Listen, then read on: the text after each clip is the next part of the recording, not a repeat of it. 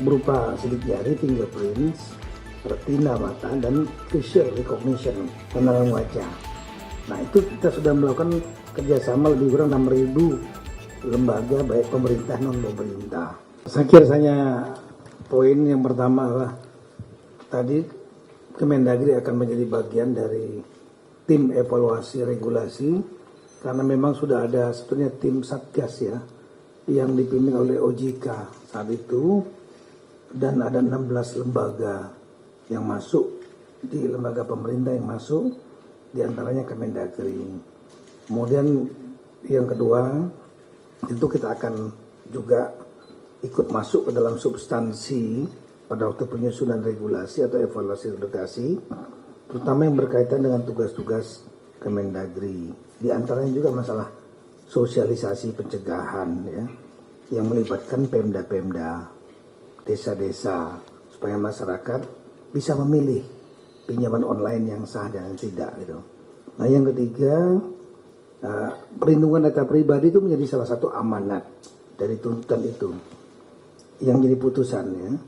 Nah, untuk perlindungan data pribadi ini kami melihat dalam sistemnya ya, itu basis yang paling utama digunakan adalah datanya Dukcapil Kemendagri NIK, karena ada biometrik berupa sidik jari, fingerprints, retina mata, dan facial recognition, pengenalan wajah.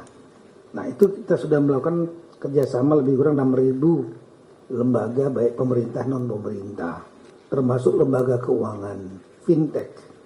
Nah, ini kita selama ini menggunakan standarisasi sistem security yang cukup kuat.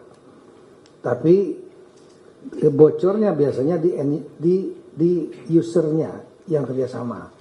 Kami akan memberikan warning supaya menggunakan standarisasi data, sistem data ya yang sudah standar ISO 27000. Nah, kalau seandainya terjadi kebocoran, ada undang-undang perlindungan data pribadi, Undang-Undang nomor 27 tahun 2022 yang berlaku 27 Oktober tahun 2024. Nah, ini ada sanksinya bagi yang membocorkan data pribadi, termasuk penyelenggara online yang menggunakan data pribadi kliennya untuk yang lain. Itu yang dipermasalahkan selama ini.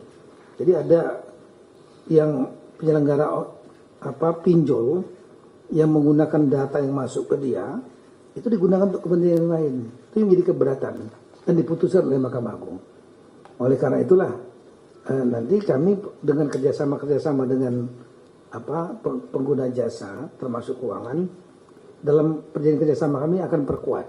Kalau terjadi kebocoran, maka kami akan putus hubungan dan dia kena sanksi hukum. Dan tadi saya sampaikan, sebenarnya sanksinya bisa administrasi, juga denda, dan bisa pidana. Ya, ini domainnya penegak hukum. Saya kira itu, terima kasih.